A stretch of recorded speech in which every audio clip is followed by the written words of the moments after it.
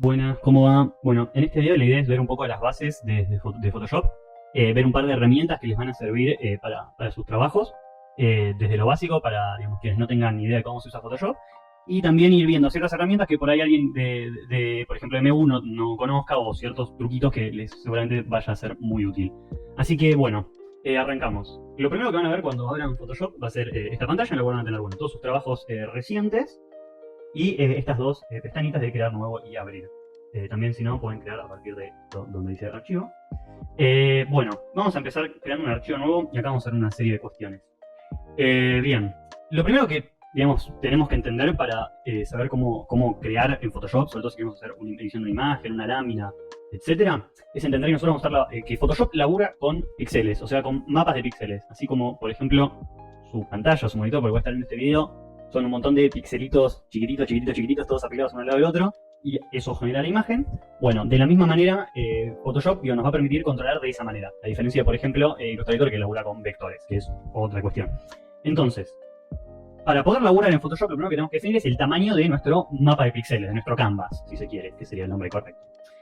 Por norma general, vamos a estar utilizando, sobre todo para la cátedra, yo les recomiendo personalmente que utilicen una 3 con 150 de resolución, o de DPI, que sería el nombre correcto, tiene que ver con los píxeles por pulgada, como bien dice acá. Para imprimir 150 dpi les va a venir bárbaro, y el tamaño 3 es el que suelen laburar para láminas. Si tuvieran que hacer un trabajo más grande, tienen acá una serie de tamaños predeterminados, o si no, lo pueden definir por este medio. Por ejemplo, si yo quisiera una 2, simplemente le doy por 2 acá, y me va a quedar una 2. En este caso igual voy a usar una 3, así que le vamos a dar acá. Si fuera para digital solamente la entrega y no tuviera intenciones de imprimirlo, de todas formas les recomiendo que utilicen A3. ¿Por qué? Porque si ustedes van a la versión web y quieren crear, por ejemplo, uno de 1920 por 1080 con 150 dpi, les recomiendo 72, pero posiblemente se queden cortos, no va a estar mal, pero en el momento que quieran hacer un poquito de zoom, ya se va a empezar a pixelar. Y para generar láminas, que por lo general son varios dibujos o cuestiones gráficas, solemos hacer mucho zoom muchas veces, entonces, nada, que se pixele por ahí no está tan bueno. Entonces, si laburan con una 3, ya es como un tamaño de imagen que en medio nos va a permitir hacer un zoom interesante en sus láminas. Así que bueno, le vamos a crear acá. Esto lo pueden dejar como está, no hay mucha vuelta más que darle. Esto nada más es si quieren ver distintas maneras de medirlo. Después, las mesas de trabajo, algunos por ahí lo tienen predeterminado como tildado.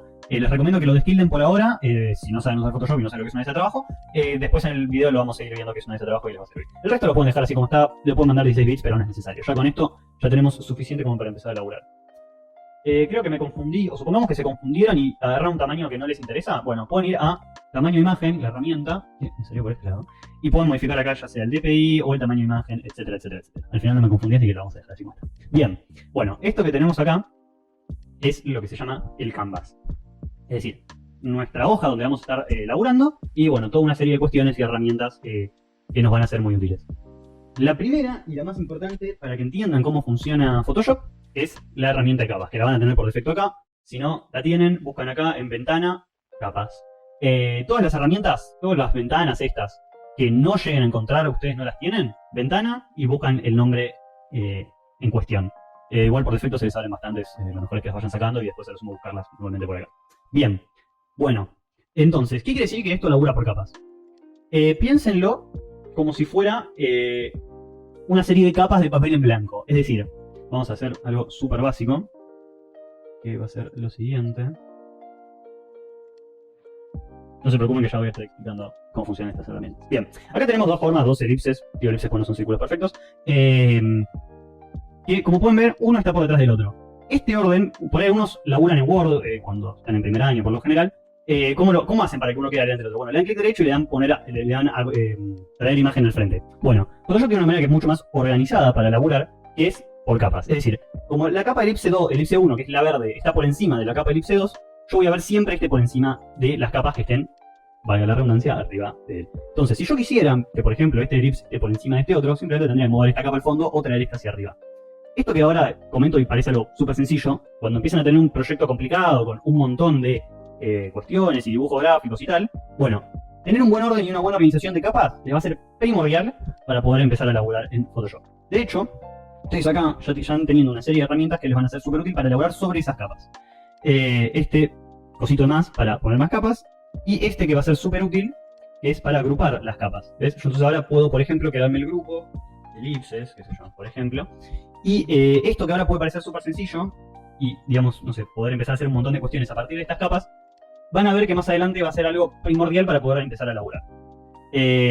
Como se dan cuenta, si yo cliqueo en una parte de la capa, ese grupo se me va a abrir. Después, otra manera más para organizarse es ponerle colorcitos a las capas. Esto, sobre todo cuando laburan en grupo, les va a ser súper útil. No sé, ponerle tal, tiene las capas que están en color violeta, tal, hace las verdes, y etcétera. Para un tema de organización, laburar con carpetas les va a ser súper útil porque, nada, hay proyectos que ya van a tener 100, 200, 300 capas. Y, nada, 300 capas desordenadas, todas puestas así, es un quilombo importante. Entonces, nada, les recomiendo que empiecen a ser organizados, organizadas, cuando laburan con capas, porque es primordial para poder ser eficientes y prácticos a la hora de trabajar con Photoshop. Bueno, suficiente capas por ahora. Después vamos a volver, pero bueno, de momento vamos a empezar a ver un poco de cuestiones que tienen que ver con el manejo básico de Photoshop. Para eso me voy a ayudar de una serie de imágenes, que las voy a copiar directamente al Photoshop. Este cartel que les va a salir, no le den mucha bola. Básicamente habla de que hay otro código de color con el que están laburando ustedes. Seguimos. Bueno, lo que hice fue pasarme todas estas imágenes, digamos, las hice arrastrándolas y dándole OK al perfil de color, que eso igual no le den mucha bola, no es nada relevante. ¿Qué pasa cuando yo arrastro una imagen? Si habíamos dicho que laburamos con un canvas y un mapa de píxeles predeterminado. Bueno, pues que lo que nos va a crear va a ser un mapa con el tamaño de píxeles que tenía esa imagen por defecto. Entonces, por ejemplo, esta imagen tiene 1200 píxeles, pero esta imagen, que es de bastante peor calidad, como pueden ver, de hecho ya ven que se me empieza a pixelar. Si yo hago zoom, zoom, zoom, en cualquier proyecto ya me va a dar todos los píxeles, que es efectivamente como labura Photoshop. Como pueden ver, esta imagen es bastante, tiene una resolución bastante pobre. ¿Qué pasa si yo arrastro y me acostumbro a arrastrar totalmente todo el tiempo imágenes? Bueno, que el canvas que se nos va a crear va a tener ese tamaño. Después lo podemos modificar. Pero ya vamos a arrancar con una cuestión que nos puede llegar a complicar, y vamos a verlo comparando esta calidad de imagen. Como pueden ver, está bastante bien. Y la vamos a comparar con esta, que es bastante chica. Bueno, ¿qué pasaría si yo quiero laburar con esta herramienta y la otra imagen previa, que era esta? Bueno, que acá me la va a poner y me va a adaptar el tamaño de la imagen original con la cual arranqué a crear ese archivo. ¿Qué pasa con eso? Bueno, que cuando yo lo creo, esta imagen se me adaptó a ese tamaño de píxeles que tenía antes. Entonces, ahora esta imagen perdió muchísima resolución. ¿Ven la diferencia entre esto y esto? Ahí por ahí se lo más lo mejor.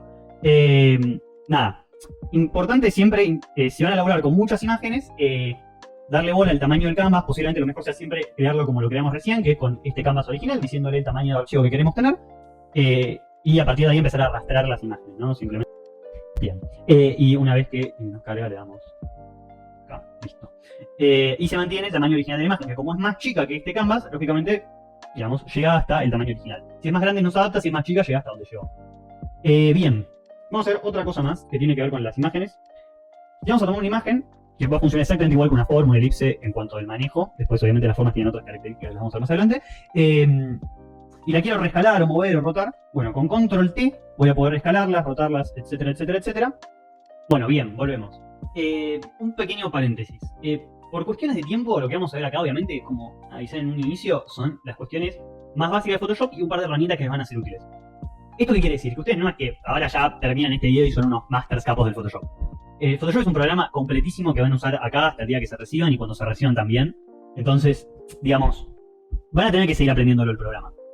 Para ello pueden usar siempre nuestro siempre confiable YouTube y obviamente consultar a sus docentes si hay algo que no sepan hacer. Esto digo más enfocado a los alumnos de MG que, nada, por si les queda alguna duda, nada, la idea es acá que ustedes salgan con una base para poder empezar a laburar, pero obviamente un montón de cuestiones específicas van a tener que, nada, descubrir cómo hacerlas de manera autodidacta, porque si no este video duraría 8 horas y no 20 o 30 como debería estar planteado. Bien, volvemos a las herramientas de Photoshop. Vamos a hacer un paso súper rápido de cómo funcionan y un par de cuestiones más que les van a ser súper útiles. Bien, la herramienta mover, y otro paréntesis más.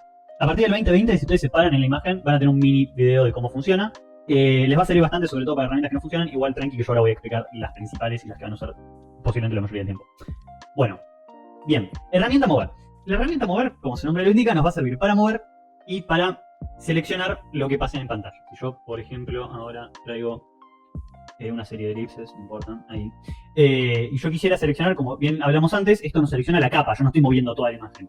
Si yo quisiera moverlo todo junto, tranquilamente me voy para fuera del canvas, selecciono todo y muevo todo junto. Bien, vamos a ver dos herramientas de la herramienta mover. Estoy seguro que la mayoría, aunque crean que sean de Photoshop, probablemente una de estas dos no la conozcan. Que son las siguientes: selección automática y mostrar contorno de transferencia. Bien, ¿Para qué sirve cada una? La selección automática yo les recomiendo tenerla siempre prendida. Básicamente implica que si yo toco esta capa, por ejemplo esta elipse, ven que acá me lo selecciona. Si toco este, bueno, va seleccionando automáticamente donde yo hago clic. Esto, si yo lo desactivo y ven que tenía seleccionada esta elipse, por más que yo toque acá, haga clic donde quiera, voy a estar siempre moviendo esta elipse. Cuando tengan imágenes muy grandes, puede ser que tengan que eventualmente desactivar esta selección automática porque empieza a laburar mal o tienen que hacer demasiado zoom y es más rápido buscarlo directamente por el selector de capas. Si laburaron organizadamente, como comenté anteriormente, que les convenía hacer. Bien. Otra opción es mostrar contorno de transferencia, que este lo van a usar toda la vida. De hecho, les recomiendo que lo tengan activado, porque una vez que empiezan a tener, no sé, 20 capas, 50 capas, y por ahí tienen muchas cosas juntas, pero no tantas cosas superpuestas, bueno, está bueno, tipo, pone el selector automático, ir viendo, entonces yo ya sé qué estoy tocando, y además ya directamente puedo empezar a rescalar. Si quisiera rescalar de otra manera, ¿cómo hago? Bueno, control T, o sea, yo selecciono, supongamos que yo esto lo tengo apagado, selecciono la imagen, control T, ya puedo rescalar, o puedo, por ejemplo, distorsionar, que, bueno, nos va a servir para, por ejemplo, cuando quieran hacer un punto de fuga, ustedes pueden, por ejemplo, agarran la regla, que la regla si no la tienen activada, control R, con control R se la ponen, entonces, qué sé yo, se podrían poner la línea de horizonte, después ponen los puntos de fuga donde quisieran fugar, qué sé yo, mandan acá y dicen, bueno, este es el punto de fuga, y a partir de eso empiezan a distorsionar la imagen para que les quede mejor. Un pequeño dato de color, que no lo vamos a ver por cuestiones de tiempo, pero si van a laburar con dibujos muy complejos de perspectiva, les recomiendo que empiecen a buscar cómo funciona el filtro punto de fuga. Nada, es bastante complejo, me tardaría creo que el total del tutorial en explicarlo bien, entonces nada. Si alguien labura con proyectos complejos les va a servir, igualmente ya con esto, nada, van a poder moverse totalmente tranquilos. Bien, vamos a ver otra herramienta útil que es la pestaña historia, que la sacan desde acá, que nos va a servir para en vez de darle 400 veces al control Z, simplemente buscan acá qué es lo que hicieron y pueden volver a el momento, digamos, en el que están laburando, de manera mucho más rápida que hacer 47 veces control Z. Postdata, si ustedes tienen una versión vieja de Photoshop, van a tener que hacer control Shift Z en vez de control Z, porque si hacen control Z va a pasar esto. Y después les va a pasar esto. Si apretan de vuelta, les va a pasar, va a funcionar como un rehacer. Entonces, nada, eso, control Shift Z y hacen todos los control Z que quieran. Bien, suficiente la herramienta More. Vamos a la herramienta mesa de trabajo, que era lo que les había mencionado anteriormente. Bueno, básicamente, y es muy útil esto cuando tengan que usar muchas láminas, la herramienta mesas de trabajo nos va a servir para crear una serie de canvas y poder estos canvas a su vez duplicarlos. Entonces, supongamos que yo tengo que hacer, no sé, 3 láminas del mismo tamaño. Bueno, me armo acá la mesa de trabajo y en vez de tener que tener 3 archivos abiertos de Photoshop, los laburo todos en la misma mesa de trabajo. Esto tiene una desventaja, que es que el archivo lógicamente va a ser más pesado. Eso obviamente va a depender del potencial de su compu y de, digamos, el tamaño, la cantidad de capas, el tamaño de imagen, etcétera, etcétera, etcétera. Bien, una última cosa que vamos a ver en ese trabajo, yo no me molesto más con esto.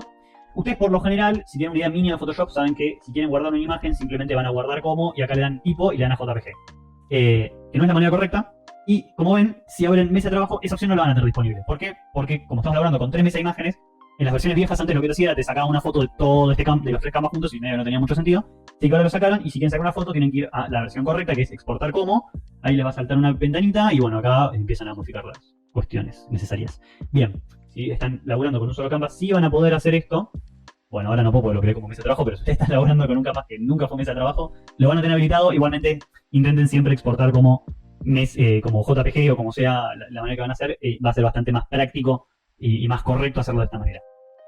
Por ejemplo, no sé, esto que no es una mesa de trabajo y nunca lo fue, ven que pueden guardarla como JPG o bueno, diferentes formatos. Igualmente, les recomiendo que siempre usen la opción exportar como. Bien, seguimos. Bueno, acá vamos a ver una serie de herramientas de selección que son postdata, para ver esta ventanita, clic derecho y pueden ver las herramientas que son las variaciones de la misma herramienta.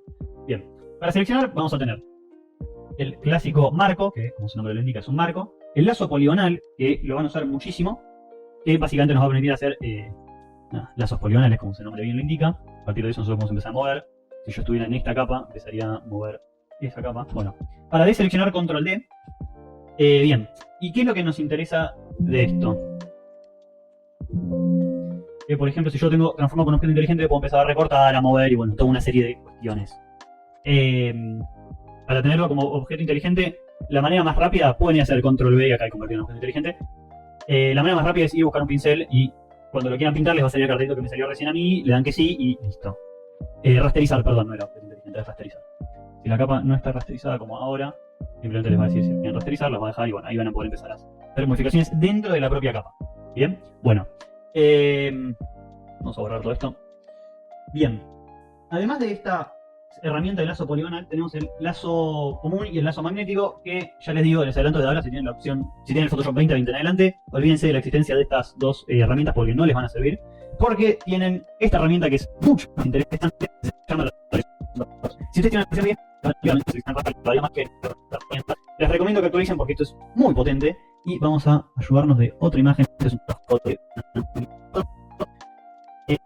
y básicamente lo que nos va a hacer es, si ya conocen la varita mágica, ya van a saber cómo funciona. Esto, nada, mete de inteligencia artificial y funciona, como van a ver ahora, muchísimo mejor. Obviamente consume más recursos, pero es increíblemente preciso la manera en que labura esta imagen, esta herramienta, así que les recomiendo que la empiecen a utilizar si es que tienen el 2020 en adelante, y si no, les recomiendo que se pasen el 2020. Porque es muy potente esa herramienta, les va a ahorrar muchísimo tiempo. Y nada, el tiempo es muy importante. Básicamente se van a ir dando cuenta que un montón de cosas las pueden resolver de distintas maneras y ya el mismo resultado. La idea sería hacerlo de la manera más deseable o más óptima, cosa de nada, eficientizar los tiempos y poder, digamos, utilizar la herramienta de una manera mucho más didáctica. Bien, bueno, bien, volvemos. Teníamos la selección. Bien, yo lo que voy a hacer ahora es darle, supongamos que yo quiero cambiarle el color, no sea negro. Bueno, puedo agarrar el pincel y pintarlo directamente. Y esta transformación es dentro de la misma capa. O sea que eso nos va a servir tanto para bien como para mal. Es decir, si yo ahora quiero volver al rojo, no puedo mover esto porque modifiqué la capa original. Pero, si yo quisiera modificar esta capa y no quiero tener 14 capas más, es mucho más óptimo modificar la imagen original antes que andarle agregando capas. Otra cosa que nos va a servir muchísimo es la herramienta Shift F5, que va a ser para rellenar. Ustedes les va a salir esta ventanita. Y acá van a ver el tipo de contenido. Bueno, podría ser un color cualquiera y listo. Y funciona igual con bote de pintura y por ahí tan útil no les es. Pero van a ver que ahí decía, yo lo tenía predeterminado en rellenar según el contenido. Y ahora vamos a ir a otro ejemplo para que vean cómo funciona esto de manera más completa. Bueno, para ver cómo funciona la herramienta de selección según el contenido, vamos a eficientizar los tiempos y vamos a hacerlo viendo otra herramienta más, que es la herramienta de recortar, que lógicamente sirve para cambiarle el tamaño al canvas. Fíjense que acá ustedes van a tener dos opciones abiertas, que es una que dice eliminar píxeles recortados y otra rellenar según el contenido. Bien, vamos a ver por qué esto lo tienen que tener siempre apagado, o sea, siempre sin tildar, porque si yo ahora recorto esta imagen y ahora la quiero volver a abrir porque, qué sé yo, me arrepentí, no puedo, se me va a rellenar en blanco. Ahora, si yo no tengo habilitada esa opción, tengo desactivada, yo puedo recortar, cortar y después volver a abrir la imagen y, digamos, va a ser bastante más óptimo, ¿no? Porque es un flujo de trabajo mucho menos destructivo. Además nos sirve para encuadrar. Si ustedes apretan la letra O, pueden ir cambiando las diferentes maneras de encuadre. Posiblemente empiecen a utilizar bastante esto que tiene que ver con la regla de tercios y esto con la proporción áurea. Nada, después para no perder tiempo no voy a ponerme a explicarlo, pero bueno, les va a servir bastante. ¿Y para qué sirve rellenarse un contenido? Bueno, bien. Entonces, para volver con el tema de rellenar según el contenido, lo vamos a ver con la herramienta corta. Entonces, nosotros ya tenemos seleccionado todo esto, tenemos desactivada la opción de eliminar píxeles. Entonces, vamos a agrandar la proporción a ver qué pasa. La proporción de la imagen. Vamos a hacerla, por ejemplo, hasta acá, ¿no? Y tenemos todo esto que está en blanco, no hay información.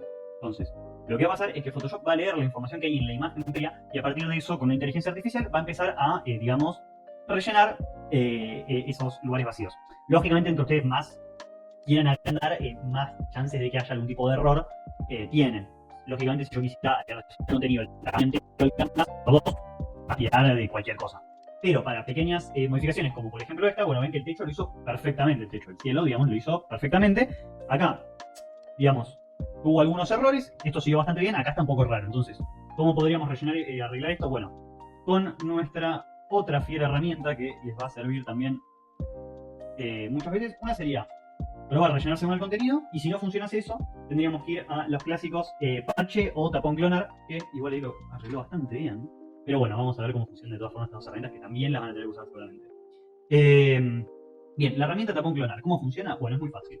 Con alt-click, esta alt-click lo van a empezar a usar siempre para cambiar el tamaño de cualquier tipo de pincel, goma de borrar, lo que sea. Yo voy agrandando y achicando el tamaño del pincel. Y para arriba o para abajo voy agrandando la dureza. La dureza tiene que ver con ese fondo difuminado que ustedes ven en rojo, ¿sí? Si tiene 100% dureza es un círculo perfecto. Y bueno, menos dureza, más difuminado. Bien, entonces, yo haciendo alt-click, ven que me sale este cuadradito. Bueno, yo voy a poder elegir de dónde tomar un punto al que agarrarme y voy a empezar a copiar ese punto. Y ven que hay como una crucecita. Bueno, a partir de esa crucecita yo puedo empezar a copiar y rellenar las partes que estén, digamos, que necesitan una corrección. Esa es una herramienta para corregir que se usa bastante, para detalles es muy útil.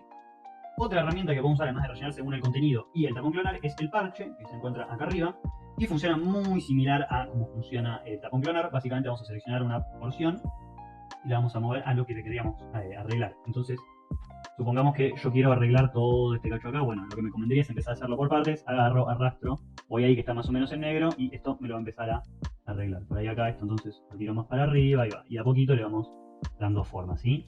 Y ahí, pues obviamente habría que empezar a arreglar esta parte y tal. Pero bueno, se van dando una idea de cómo se puede empezar a utilizar esa herramienta, ¿sí? Bien. Bueno, para terminar con el tema pinceles, vamos a ver un minutito cómo funcionan los pinceles. Pinceles, goma de borrar, etc. Bien, bueno, esto ya lo habíamos visto, ¿no? Esto es un círculo duro, esto es un círculo con dureza mínima. ¿Entienden? Bien. A partir de eso, obviamente, también le podemos arreglar la opacidad, que va a tener que ver con, vale la redundancia, la transparencia. Esto para sombras lo usan bastante. Y después el tema del flujo va a tener que ver más si usan una tableta de dibujo o no, que con otra cosa. Tiene que ver con la velocidad de cómo yo copio el tinto. Por lo general, vieron cómo quedó si lo tengo en 35 y si lo tengo en 100 es como más fluido, ¿no? Bien. Lo último que vamos a ver de tema pinceles es que ustedes también pueden tener pinceles personalizados. Por ejemplo, estos de acá, que se los bajan de internet. Y por ejemplo, para decorar muchas veces lo suelen utilizar bastante. Para el tema de detalles, de hecho, los alumnos que hayan hecho esto seguramente hayan usado para este tipo de operaciones. Estas plantas de acá seguramente sean un pincel. Nada, habrán creado una capa acá y con el pincel de ellos, en blanco, supongo que lo habrán decorado. No digo que tenga que ser así, pero seguramente suelen ser herramientas bastante prácticas. Obviamente todos los pinceles personalizados tienen la misma lógica de tamaño, opacidad, y algunos tienen dureza y otros no. Eso según el creador de dicho pincel. Bueno, habiendo ya liquidado el tema de los pinceles, vamos a pasar a otra herramienta que es bastante útil y la vamos a ver con este ejemplo. Me voy a llevar esto para acá. Ven como el tamaño de una imagen, como habíamos dicho al principio, una es más grande que la otra, entonces estas se nos pasan el tamaño original. Control T para rescalarla. Lógicamente esta imagen que es más chica va a quedar pixelada, no es parte de magia, va a ser pixelada. Pero bueno, para los propósitos de este trabajo va a servir suficientemente bien. Bueno, ¿qué vamos a hacer con esto habiendo aprendido? Lo que tenemos recién del pincel, vamos a ponernos un pincel determinado, como puede ser este, con una dureza chica, y le vamos a bajar el tamaño. Y vamos a crear lo que se llama máscara de recorte, que básicamente lo que nos va a permitir es poder modificar una imagen de manera no destructiva, ¿sí? ¿Qué quiere decir esto? ¿Vieron cómo, por ejemplo, con el tema de recortar, teníamos la opción de eliminar los píxeles, que por ahí es más veloz a la hora de recortar una imagen, pero está claramente menos optimizado, es decir, es más destructivo. Si yo después quiero volver para atrás, tengo que darle al control Z. Bueno, la máscara de recorte es muy similar a, en vez de usar la goma de borrar, yo puedo empezar a utilizar la máscara de recorte y la manera que va a funcionar es la siguiente. Todo lo que yo pinte en blanco va a ser un lleno. Entonces, de hecho, como están viendo acá, esto está en blanco, entonces lo veo lleno. ¿Qué pasa si yo me pongo en negro? Bueno, va a pasar esto. Va a empezar a funcionar como una suerte de goma de borrar. Y con eso vamos a empezar a generar cuestiones que son bastante interesantes, como por ejemplo empezar a quedar algo así. No sé, y acá podríamos tipo, a partir de ajustar la opacidad y dándole brillo a la imagen y tal. Y digamos, ¿qué es lo que tiene esto en contraposición a? Ustedes pueden decir, bueno, ok, está muy lindo todo, pero para eso puedo usar la herramienta de borrar, que va a ser bastante similar. Bueno, la diferencia radica en que yo no estoy destruyendo la imagen. Si yo me arrepiento luego de haber abierto esto, simplemente basta con pintar en blanco de nuevo para poder arreglarlo, ¿sí? Y eso, créanme que cuando ustedes empiezan a elaborar, y muchas veces son muchos toqueteos que hacen, no pueden ir volviendo al control Z, porque hasta que no ven la imagen final, por ahí no se dan cuenta de esos pequeños cambios que tienen que hacer. Así como esto funciona de manera no destructiva, de hecho si yo borro la capa de recorte, se me borra esto y ya vuelve a ser la imagen original. O también obviamente pintándola toda de blanco, ¿no? Hago así, con opacidad al 100, y esto vuelve a constante, ¿bien? Podemos hacer también un montón de cuestiones de edición de la imagen que también son no destructivas. Ustedes si quieren modificar una imagen, en cuestiones de brillo, contraste, saturación, etc., que lo vamos a ver por ahí con un ejemplo a color, que va a ser un poquito mejor. Bien, vamos a poder, por ejemplo, yo podría ir acá, ir a ajustes, qué sé yo, curvas, eso es lo que van a usar mucho, y si yo quisiera darle más contraste, podría hacer esto, ¿no? Y le voy subiendo el contraste a la imagen. Ahora, en el momento que yo presioné OK acá, esa operación ya quedó. Y yo quiero darle esto para el atajo rápido para las curvas de control M. Yo ya vieron que yo antes hice esta operación. Si yo quiero volver a tenerla así, que era como la tenía antes, no puedo. Entonces, ¿por qué? Porque la imagen ya se modificó. Mismo si hago algo con, no sé, qué sé yo, la luminancia de la foto. Si yo quiero volver, quiero rectificar lo que hice, ven que ya no puedo. Quedó la modificación que hice. Entonces, voy a tener que darle control Z, control Z, control Z, y todo lo que hice se me va a perder. Entonces, ¿cómo puedo hacer eso de forma no destructiva? Bueno, vamos a ir acá abajo, a donde está para crear capas nuevas y grupos de capas, y vamos a tener estas mismas opciones, las mismas, pero que se van a aplicar a la capa de esta forma que es no destructiva, digamos, ¿no? Entonces, a mí se me va a aplicar esto de las curvas, entonces yo voy a poder aplicarla acá y se me va a haber quedado esto. Entonces, se dan cuenta que hicimos el mismo efecto que antes. Pero ¿qué pasa? Si yo lo quiero modificar, tengo esta curva y puedo ir y volver las veces que yo quiera. Eso, nada, nos permite tener una serie de control sobre lo que estamos creando que nos termina siendo muy beneficioso, sobre todo a la hora de hacer pequeñas modificaciones. Cuando ya tenemos terminada una lámina y queremos cambiar unos pequeños detalles, muchas veces terminamos viéndonos en la incapacidad de poder hacerlo porque esos detalles conllevan hacer un nivel de control Z que nos haría perder un montón del trabajo, ¿sí? Bueno, otro pequeño detalle es que, como recuerdan, Photoshop funciona por jerarquía. Y ven que esta capa está por encima de esta otra. Vamos a hacerlo con tono y saturación para que lo entiendan mejor.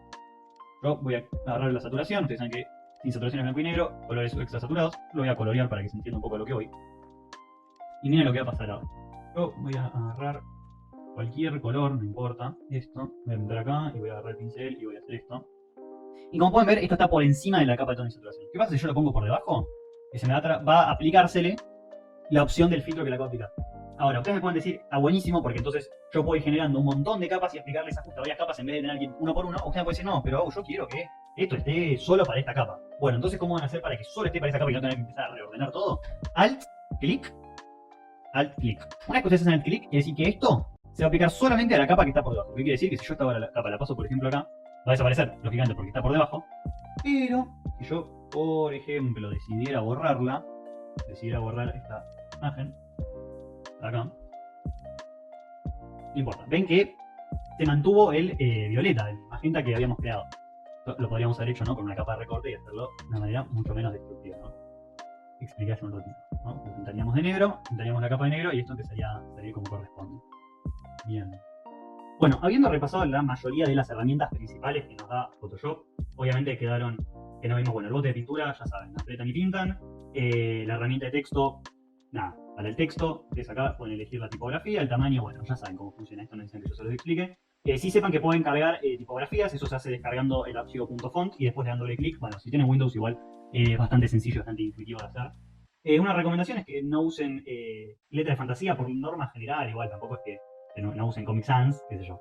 Por norma general, igual, si justo hay una letra de fantasía que a ustedes les gusta y estéticamente queda bien, bueno, vayan adelante con eso, supongo. Después, a lo sumo sus docentes les dirán.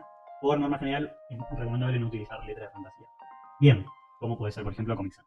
Bien, la herramienta de texto, ya saben cómo funciona. Bien, vamos a ir con la última herramienta que es, bueno, las de forma son bastante intuitivas también, ¿no? Vamos a ir con la última forma compleja que es la pluma, que nos va a servir para hacer todo tipo de curvas, ¿no? Curvas Bezier, que nos va a permitir o empezar a tener cierto control vectorial sobre lo que estamos creando, ¿no? Bueno, y para utilizar la pluma tenemos dos maneras. Una es simplemente haciendo clic y ustedes van a ir viendo que nos va a ir marcando el contorno. Que después con la tecla control pueden ir moviendo eso que ustedes fueron, esos puntos que ustedes fueron marcando. Entonces, por ejemplo, para laburar con dibujos, si ustedes quieren armar, por ejemplo, un punto de fuga y tal, esto les va a venir bárbaro, porque ustedes pueden ir modificando y usar esto como si fueran hilos, ¿no? Les van marcando cuáles son los puntos de fuga correspondientes, ayudándose, obviamente, de la grilla, pueden lograr resultados bastante interesantes, ¿sí? Bien, pero también la pluma la pueden utilizar para otra cuestión. Vamos a bien, que es hacer curvas Bezier, que es a partir de un punto, ¿no? Yo voy y creo una curva, pueden empezar a hacer dibujos más curvos. A partir de esto pueden hacer dos cosas. Bueno, tres cosas en realidad. Pueden hacer formas, que esto sería, ¿no? Le dan clic acá donde dice forma y, bueno, súper rápido, esto les crea una forma. Voy a puse en rojo, voy a hacer en negro, ahí va. Esto posiblemente no lo usen mucho, pero sí es probable que utilicen esto que les voy a mostrar ahora, que es en la herramienta trazado. Por ejemplo, si ustedes quisieran, no sé, seleccionar algo que tenga una curva, con el lazo poligonal se van a volver locos. Con el lazo magnético, que es la segunda opción, posiblemente no funciona. Y si el selector de objeto no funciona, entonces van a tener que usar la pluma. Y con la pluma, lo que van a hacer es, una vez que tengan cerrada, ¿no?, lo que quieren seleccionar, van a hacer clic derecho, hacer selección. Les va a preguntar cuánto desvanecimiento quieren. Si quieren que sea preciso, denle en 0 píxeles. Crear y se los va a crear. Y también lo que pueden hacer, además de eso, es lo siguiente. Es tomar esto, control, por ejemplo, vamos a empezar a mover un poco estos puntos para hacer un poquito más interesante, que es algo así. Ponele. Vamos a seleccionar una capa nueva y le vamos a dar con la herramienta pluma seleccionada, le vamos a dar en contornear trazado. Vamos a poner un pincel. Pueden tener o no activada la casilla de simular presión, yo les recomiendo que por norma general la tengan desactivada. Y nos va a crear, obviamente, lo que nosotros hayamos marcado. ¿Qué pasó? ¿Por qué quedó así? Porque yo tenía mi pincel en este tamaño. Entonces hizo este recorrido que yo marqué con este tamaño de pincel. Claramente esto no nos sirve.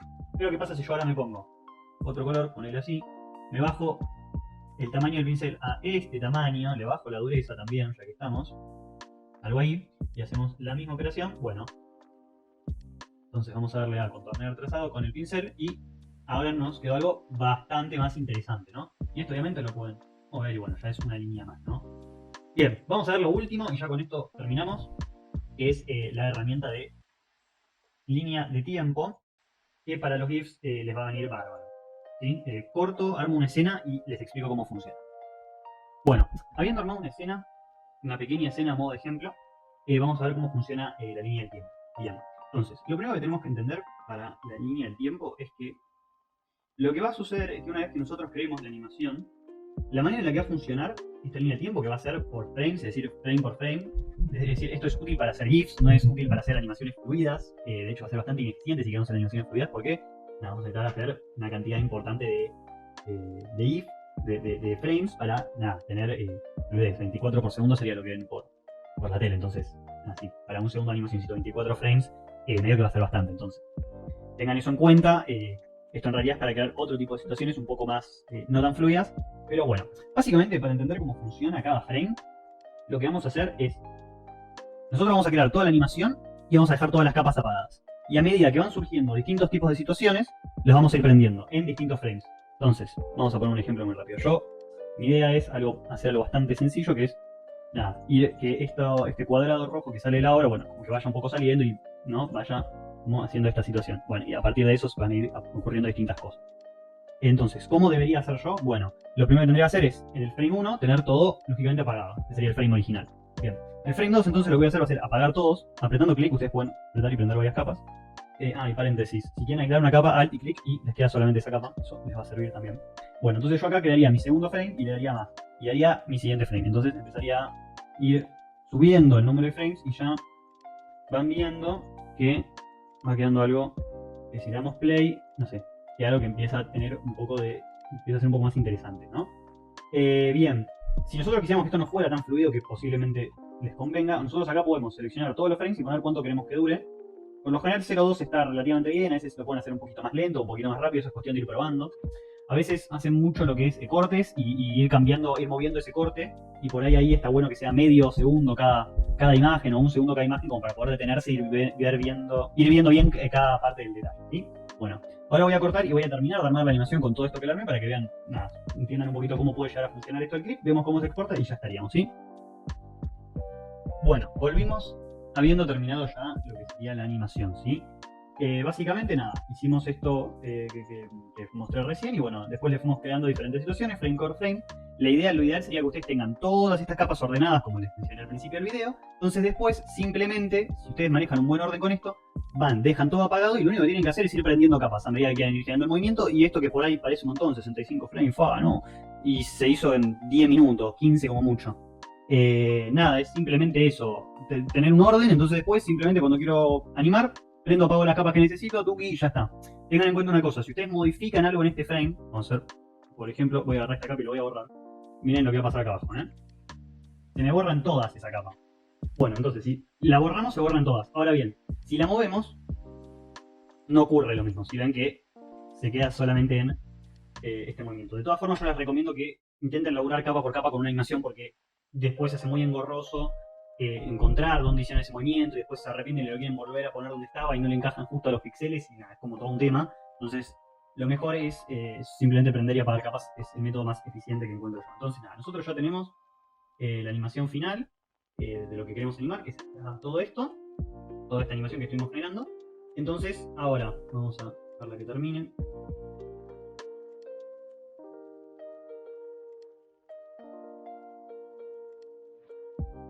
Bien, y una vez que ya terminó, vamos a ir a... Una vez que ya chequeamos que esté todo bien, que esté todas las animaciones en orden y tal, vamos a ir a guardar para web. Se nos va a abrir esta pestaña. Bien, se nos va a abrir esta pestaña. El corte es nada más para que no tengan que esperar mientras cargue. Nosotros acá vamos a darle la opción de original o optimizado. Yo les recomiendo que usen la opción optimizada. Suele salir bastante mejor. El tema de colores, les recomiendo que utilicen 256 o la mayor cantidad que les permite el programa. Va a ser más pesado, pero créanme que se va a notar la diferencia. Le damos a guardar. ¿Dónde lo vamos a querer exportar el archivo? Yo lo voy a guardar en el escritorio solamente para propósitos de este video. Le damos a guardar. Esto se va a tardar un rato. Nos va a salir este aviso. Le vamos a dar que sí. Y esto va a tardar un rato, ¿sí? Así que corto. Vemos el final y ya estamos. Bueno, al final se tardó un minuto, tampoco fue tanto. Acá tenemos el GIF final, esto es lo que exportamos recién, lo único que corté fue para que no tengan que verme mientras espero que se cargue el GIF. Y acá tienen el GIF terminado. Evidentemente si le queremos modificar algo habría que reexportarlo desde Photoshop. Pero bueno, creo que con esto ya podríamos dar finalizada la charlita de Photoshop. Espero que les haya servido. Y bueno, cualquier duda nos pueden contactar en los nodos docentes o por Telegram. Bueno, nos vemos. Chao.